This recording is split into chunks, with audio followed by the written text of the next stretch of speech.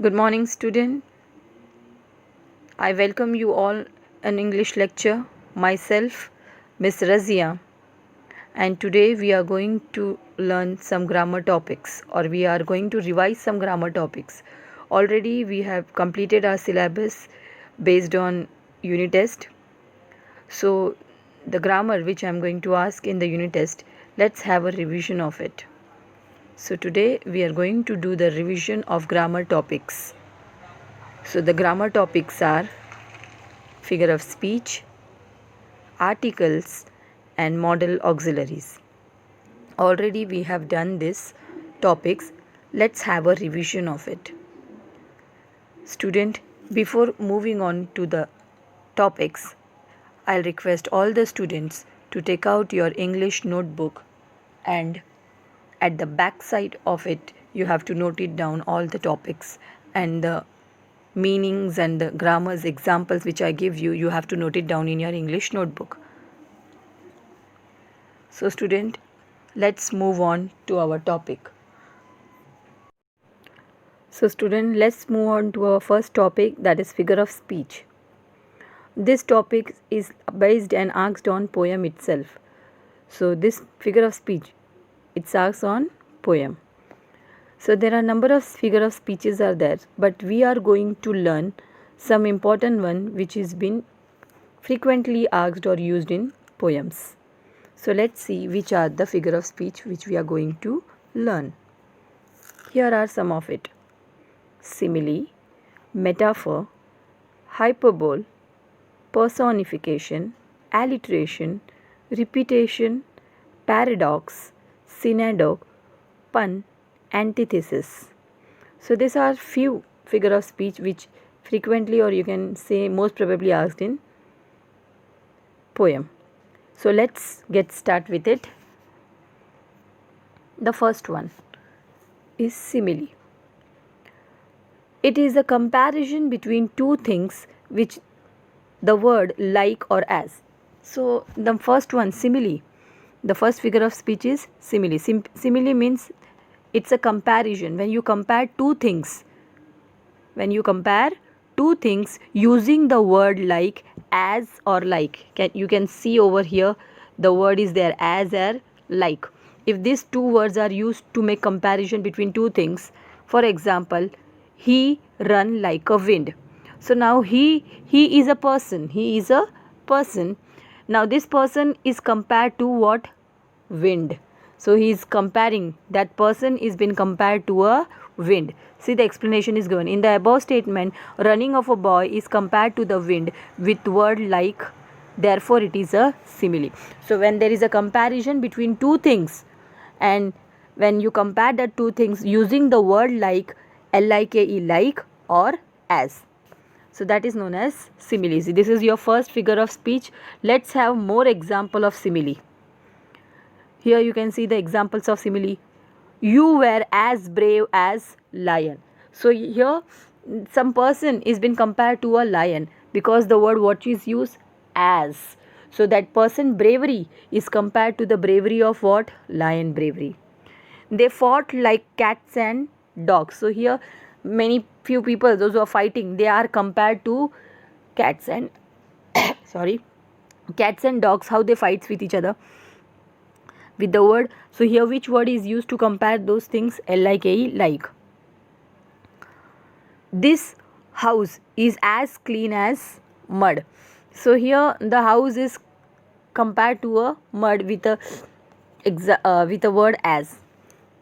He is as strong as an ox. So that person is been compared to an ox with the word as. His strongness is compared to the ox strongness. Your explanation as clear as mud. So here when there is a comparison between two different things with the word like and as, which word are used to compare each other? Like and as. So that sentence is known as simile. Hope this first one is clear to you. Let's move on to the next one, metaphor. Here in the simile there is a comparison between two things using which word? Like and as. Over here there is a direct comparison using the word without using the word like or as. So here metaphor also there is a comparison between two things, but here we don't use the word like and as. Like and as we use in simile, but in metaphor we will not use like that words, but we will do comparison between two things. See the example. The snow is a white blanket. So here the snow is directly compared to a blanket. Snow, you know what is the meaning of snow, student? Snow you can call in Hindi जैसे shabnam, that ice balls. So here the snow is compared to a blanket which has covered the whole area. So here the snow is compared to a white blanket, means here there is a direct comparison between snow and the blanket, but no word like as or like is used. Let's see more example of metaphor to make the concept more clear. Here are the few examples of metaphor. The hospital was a refrigerator. Now here the hospital is compared to what? A refrigerator. We directly compare a hospital to a refrigerator where everything is stored. But here can you see any word like or as is used? No, na? No like or no as is used. But still you understand by the sentence that there is a comparison between two things. The classroom is zoo. Now what is compared to what? The classroom is compared to a zoo, but without as or like. If you see the third one, her lovely voice was music to his ear. So her lovely voice was compared to his voice is compared to a musical sound. So here there is a direct comparison between the girl's sound like a music, so which is without a word like or as. Life is a roller coaster. Here directly life is compared to a roller coaster which is round and round, which has no ends. So here without any like or as, the life is compared to a roller coaster. The home is a prison. Now here the home is compared to a prison where people are locked inside only. Nowadays because of the COVID-19 we are inside at home. So you can call like this way, home is a prison. So here the home is compared to a prison without using the word like or as. So here we have done with our two figure of speech. The first one is simile, where there is a direct comparison but we using like or as word. But in metaphor there is a direct comparison without using like or as. Hope these two concepts is more clear to you. Let's move on to the third one. Hyperbole. Hyperbole here means overstatement. When someone talks beyond their limits, which is impossible to happen, rather impossible to happen, that incident, that statement, but still people says that statement is known as hyperbole. Hyperbole. Bole. It is a overstatement. The explanation what you will write, it is a overstatement. See the example. I am so hungry, the man is telling, I am so hungry, I could eat a horse. Now the man is telling that he is that much hungry that he will eat a horse. Is it possible for anyone to eat a horse? To make that statement over, it's rather impossible. It's a overstatement. That this is why this statement is known as hyperbole. Let's see more example. I could sleep for a year. Now if you sleep, children, you sleep for a year, it's far impossible. You sleep for one day at night, but you can't sleep for a year. This book weighs a ton. So again here it's overstatement. I have told you clear your room millions of times. I told you clean your room millions of times. Now anyone if you will tell them 1, 2, 3, 4, 5, 10 times, but no one can repeat the same thing millions times. It's far impossible. It's an overstatement. It was so cold, I saw a bear wearing hats and jackets. So again it's overstatements. A bear can wear a hat or jacket or what? No, because that bear is used to live in the cold. But here the overstatement is added. I have millions of things to do today. So at one day you can't do millions of things. So again it's a overstatement. So any statement which is impossible or it's a over statement, that is known as hyperbole. bowl. Let's move on our fourth figure of speech, that is personification. Here, personification gives human quality such as emotion, desire, etc. to the non-living thing. So what are non-living things, children? Non-living things means the things which does not have life, which does not have growth, which is stuck, which is non-living thing, which does not move from its place. So that non-living things is given the quality of living things. Like we human being, what we are having emotion, we are having desire, we are having angers, we can move from one place to another, we can speak, we can dance. So all these qualities shows that we are living things. So here the non-living things is given the quality of living thing. That figure of speech is known as what? That sentence is known as what? Personification. See here, the leaves dance their ways through the lawn. So here leaves are non-living thing. Non-living thing means they can't move from one place to another. They grow, but they can't move. They can't talk. So here the leaves are dancing. Here means the non-living things are dancing. So here the statement shows that the non-living things are showing emotion. It's showing desire. So here this sentence is known as personification. Let's see more example of it. The watch kept warning them about the time left for the race to end. So here watch is a non-living thing. How it keeps on warning, how it give information or warning. It's just a statement. It's showing you that watch speaks. Here watch can't speak. Here the non-living thing is given the quality of human being of speaking, giving warning. The rain was angry. You could tell just by listening to it from indoor. So here the rain is again a non-living thing. How it shows a anger quality, emotion of angerness. So that is what the non-living thing is given the quality of living thing. That figure of speech is known as personification. Here the spelling is very important, student. Majority time you make this mistakes in the spelling. So what is the spelling of personification? PERSONIFICATION. Personification. See more example of it. One look at the garden and you could tell that the plants were begging for water. Now here plants can't speak out to us to pour water. So here again is the plants are given the human quality of begging, of asking. The wind whistled throughout the day. Wind here means air. Again air is non-living thing. Whistle here means how it talks, how it makes sound. Whistling means making sound. So how it make a sound? So again a non-living thing is given a quality of living thing. So this figure of speech is called as personification. Let's move on to our fifth one, that is alliteration. Student, by mistakenly here the spelling of alliteration is mistaken. What I am telling you, you note it down. ALLITE. E is not printed over here.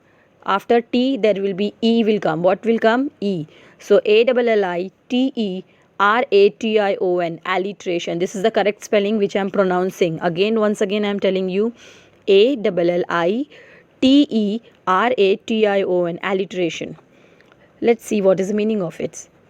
The use of the same SAME, same letter or sound at the beginning of the word that are close together is called alliteration. So here the first word, the first letter of the word, what is that? The first letter of every word, if it is same, then that sentence is known as alliteration. Again I repeat, words and letters are different. So in every word, the first letter in every words means collection of letters. So in every words, if the first letters is same, the first letter means the beginning letter is same and which is close to each other, that is known as alliteration. See the example which makes you more clear. She sells by the seashore. So if you see she, it start with S. Sells, it start with S. Sea start with S. Shells start with S. Again C. So here every letter which is starting with the same alphabet, S. So this shows you that this sentence is alliteration. Now let's see more example to make the concept more clear. A good cook would cook as much cookies as a good cook who would cook cookies. So if you see here, many time C, the alphabet C is been repeated. Cook, could, cook, cookies, cook, could, cook, cookies. So here the alphabet C is been repeated. Blackbird bite a big black bear. So here which alphabet is repeated? B. Sheep should sleep in a shed. Again which alphabet is repeated? S, S, S. If you see the beginning, it should be in the beginning only, student. Every word's beginning alphabets only should be same, then it is known as alliteration. I saw a saw that could outsaw I ever saw. So here S, S, S, S, this alphabet is repeated. So this sentence is known as alliteration. Student, we have done with our 5 figure of speech. The number 1 was simile, second one is metaphor, third one we have done is hyperbole, fourth one is personification, and here alliteration. Student, let's move on to the next figure of speech, that is repetition.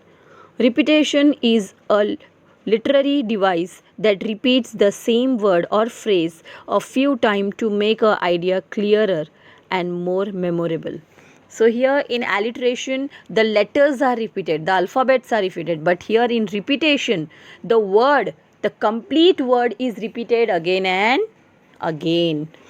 The spelling of repetition is R-E-P-E-T-I-T-I-O-N, repetition. See the example.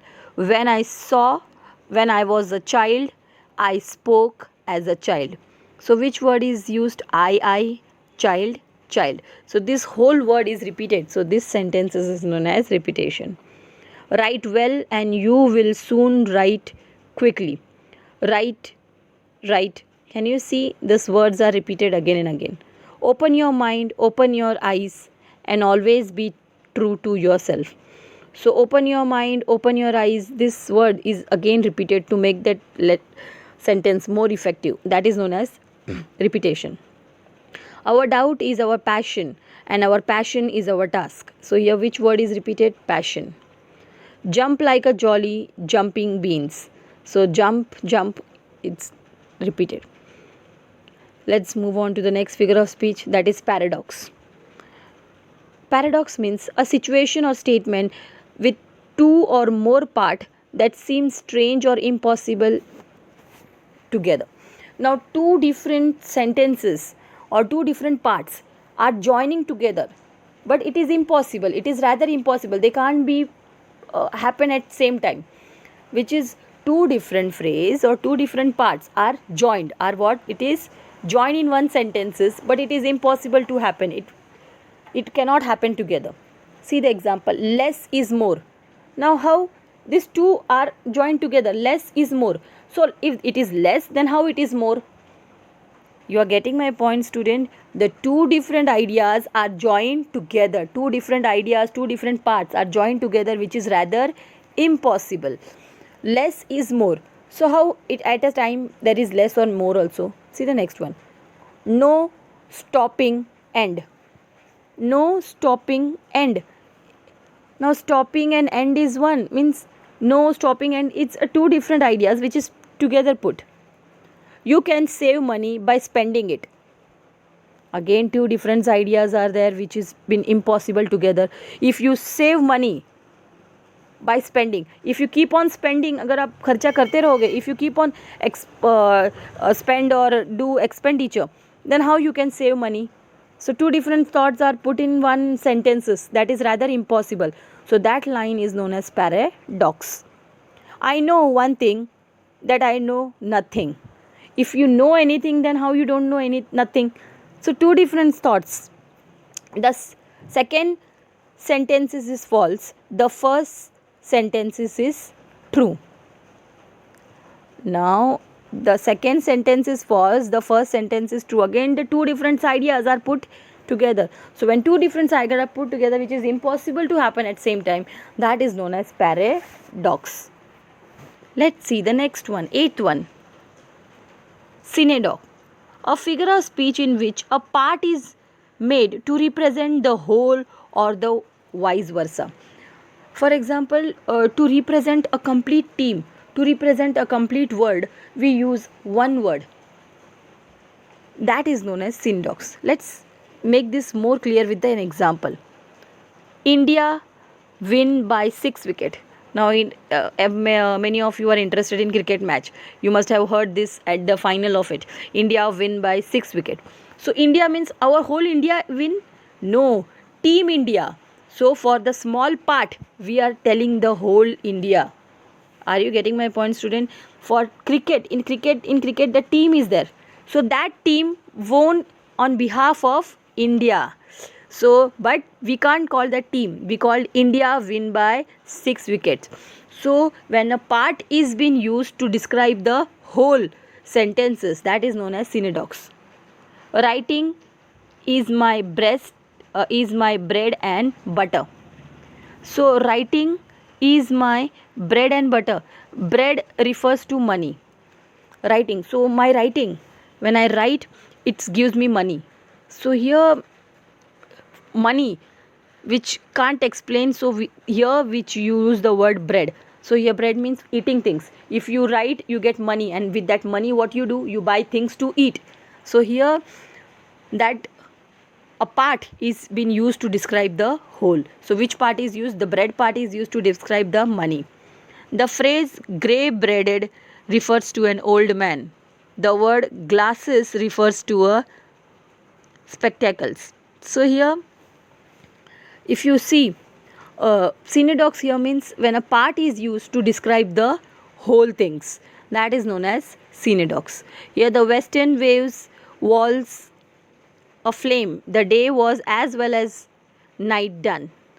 So here the western way, it refers to a sea. So it's a small thing which describe the part of it. The sea is been described with the western waves. Waves here means the leher which we call. So that is describing the whole sea. So when we take a part to describe the whole thing, that is known as syntax.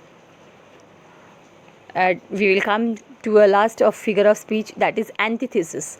Antithesis means, student, you must have heard about opposites. Opposite words we have seen. Antonym is what you call. Antithesis means opposites are used as a literal device to put two different contrasting ideas together. Two different ideas are put together in one sentence by using opposites. Man proposes, God disposes. Means what? Man creates, God disposes. So to proposes and disposes is two opposite words. Love is an ideal thing, marriage a real thing. So here again an ideal and real is been opposite words are used. There is one small step for man and one giant leap for mankind. Small and giant. Small here means very small. Giant means very big. So two opposite ideas are used in the same sentences. That is known as antithesis. Means opposite words are used. Men are called, many are called, but few are chosen. Many means many peoples. What is the opposite of many? Few. Few are used. So in the same sentences, two opposite ideas are used. That is known as antithesis. Internet has both good or bad uses. Good and bad is opposite. So when the ideas are used in opposite way, that is known as antithesis. So we have done with our 10 figure of speech. Number 1 is simile, second is metaphor, third is hyperbole, personification, alliteration, repetition, paradox, synecdoches, antithesis, and what is another one?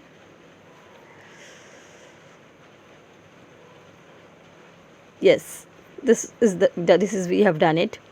So student, now we have done with our one topic. Let's move on to the second grammar topic, and that is articles. Articles here means what? What are articles? Word used before and modified noun. So words which used before noun and that is modified noun, that words are known as articles. Function as adjective. So before the noun, the words are used for adjective to function as an adjective, that is known as noun. So there are articles which are specific or general. How many types of articles are there? Specific and general. So articles are these three only. Which three? A, and the. Again I says you articles are a and the. So these three words are articles. So these three are specific or general. Let's see in the next. Firstly, articles, word used before noun and they modifies nouns. What is the meaning of articles? Word used before nouns or they modifies noun. So which are the words which are used as article? A and the. So which are the words which is used as the articles? A and the. So types of articles. There are two types of article, definite articles and indefinite articles. Definite means you are perfect, you are exactly showing that this is only. If you are confirmed with that, then you will use the article the. If you are not confirmed with it, so you will use the article a and an. Student, articles are three words are articles: a, and the. So when you will use the, when there is definite articles, when you are confirmed that this is really it is there, and a place or a ocean or a person name that is fixed is there, then you will use the word which article? The. When you are not confirm about it, you will use a or an. Let's see types of articles. I said you definite articles and indefinite. Definite the will come, and indefinite what? A and an. You can call specific. The is also known as specific, a or an is known as general. So if you see on my right hand side, you can see 5 apples are there. 1 2 3 4 5. Okay. So if in general if I use the sentences, I want to eat an apple, so it is a general, because there is apple, so I am telling that I want to eat an apple. So apple is a noun, so before noun what is used? Article. Which article? An is used from the group of apple. Now here specific means the particular first one only I want. See that I circled it, means I want the first apple only. So if it is confirmed, if it is specific, so I will write like that way. I want to eat the apple. I want to eat the apple which is at first position, which is at first. So I'm more clear about that. I want to eat the apple which is in the first position only. I don't want the apple which is later on, which is second, third, fourth. I don't want that apple. I want the first apple only. So I'm very much confirm and specific about it. So if you are confirm and specific about something, you will use the article the.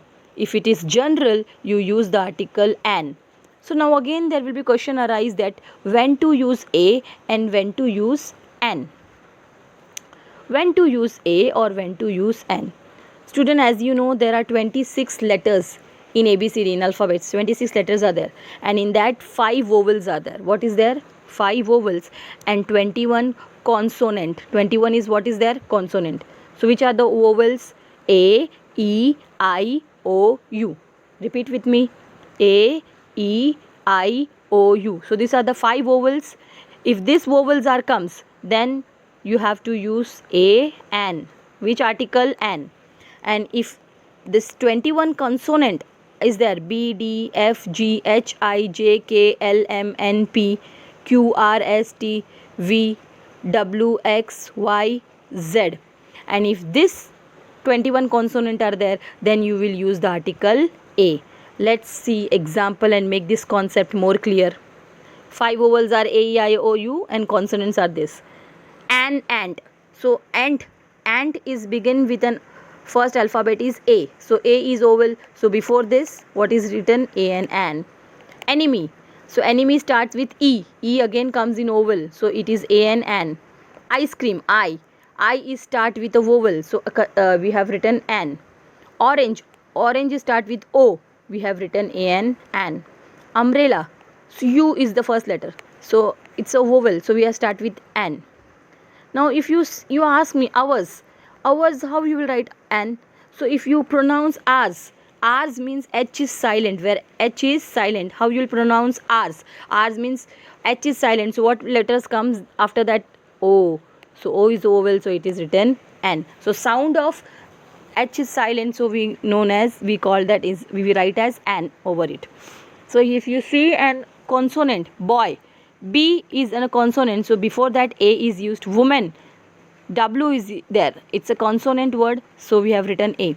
So this is the way where, so which are the articles? A and the. We will use A when there is consonant.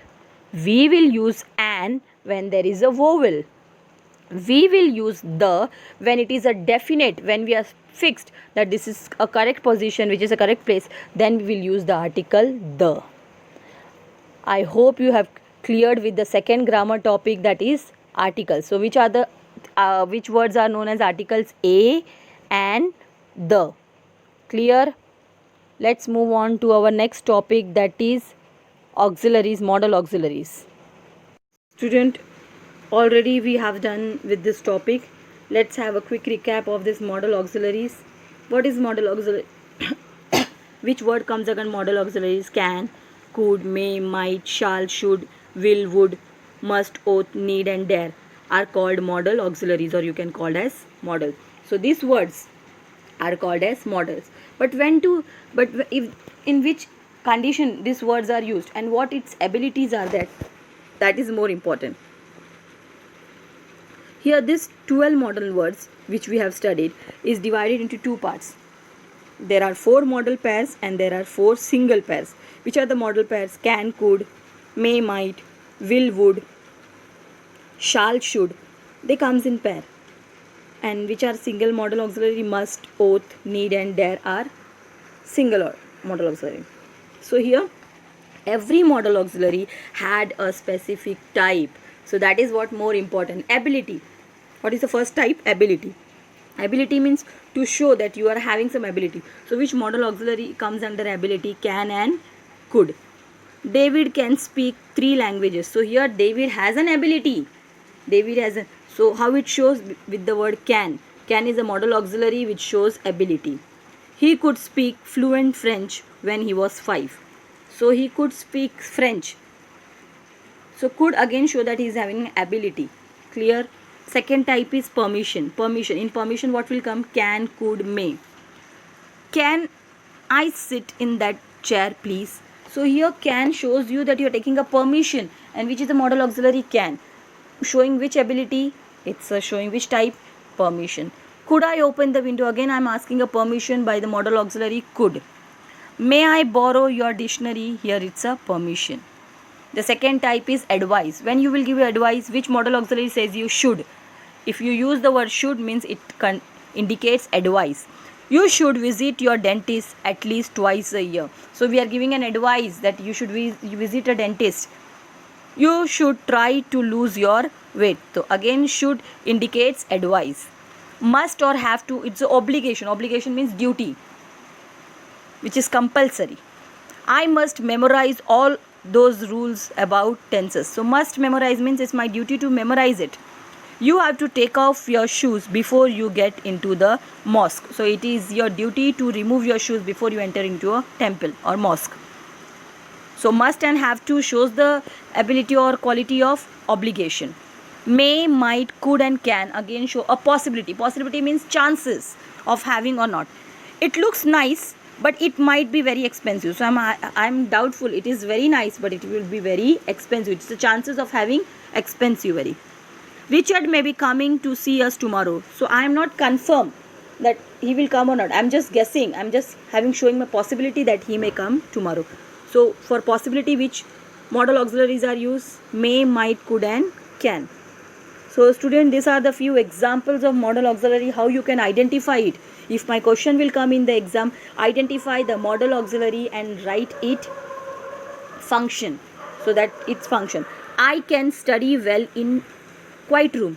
So which modal auxiliary is used? Can. So you will write can, put a dash, and which ability shows? Can here shows the function of ability. Can shows that ability. Can I see you new keychain? So here can is used. Again can is used, but here it is not ability. Here can is used for asking permission. So this type I can ask you in the exam. Already these are the examples. You just go through it, and in the bracket I have given its function. So just go through all those functions, students. So in the exam these 3 topics are going to come. I want you to write down these 3 topics on backside of your English notebook and WhatsApp me today itself before 6 p.m. I hope you understand well all the 3 concepts of grammar topic. Our first topic is figure of speech, second one is articles, and third one is modal auxiliary. student, if you have any doubt, any queries, you are free to ask me on my personal number. Thank you for watching. Have a good day. Stay home, stay safe.